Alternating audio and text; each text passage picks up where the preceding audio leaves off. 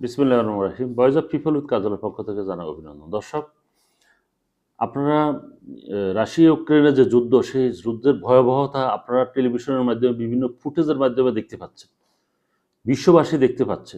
কিন্তু ভিতরের যে নির্মমতা, সেটা কি আপনারা দেখতে পাচ্ছেন? না, সেটা দেখা যাচ্ছে না এবং সেটা সেন্সর হচ্ছে। সেখানে কোনোভাবেই এটা দেখানো যাবে না। শুধু বাইরে থেকে যেটা হচ্ছে সেটাই শুধু দেখা যাবে। কিন্তু বাংলাদেশের যে সোহেল সর্দার নীরব নামে একজন যুবক প্রথম আবেদন করেন রাশিয়ার যুদ্ধে তারা অংশগ্রহণ করবে, এরকম একটা অনলাইনে আবেদন করেন।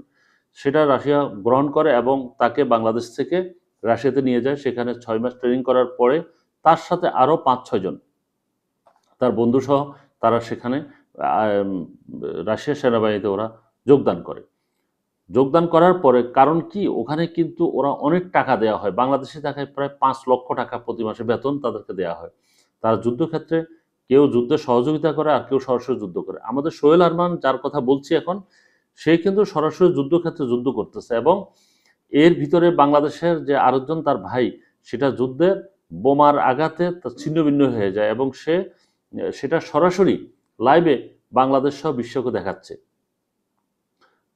ওই যে তার সাথে যে তার বন্ধু, সে বন্ধুর কিন্তু হাতও দেখাচ্ছে যে হাত বিচ্ছিন্ন হয়ে গেছে, পা বিচ্ছিন্ন হয়ে গেছে। সে তার ভিডিও চিত্রে সেই জিনিসটা দেখাচ্ছে। কিন্তু এটা যে এত ভয়াবহতা, সে দেখাচ্ছে যে এই ধার্য অস্ত্র দিয়ে কিন্তু আমরা সৈন্যদেরকে নিয়ে যাচ্ছি।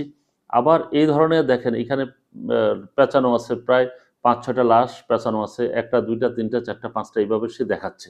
এইভাবে দেখিয়ে দেখিয়ে কিন্তু সে পুরো জিনিসটাকে বিশ্বের কাছে প্লাস করতেছে এবং সে সরাসরি যুদ্ধে অংশগ্রহণ করতেছে এবং যুদ্ধের যে সৈনিকরা আছে সেখানে উনি যাচ্ছে এবং সেটা বাংলাদেশের আপডেটটা অলরেডি দিচ্ছে। এটা বিশ্বে ভাইরাল হয়ে গেছে, এক ধরনের ভাইরাল। বাংলাদেশ সহ এটা বিশ্বের বিভিন্ন অংশে ভাইরাল হয়ে গেছে, কারণ লাইভ সরাসরি দেখানো এটা কিন্তু কোথাও হচ্ছে না। এবং রাশিয়ার সবচেয়ে বড় কথা, রাশিয়ার যে প্রযুক্তি, তারাও কিন্তু এই বিষয়ে কোনো মাথা ব্যথা নেই।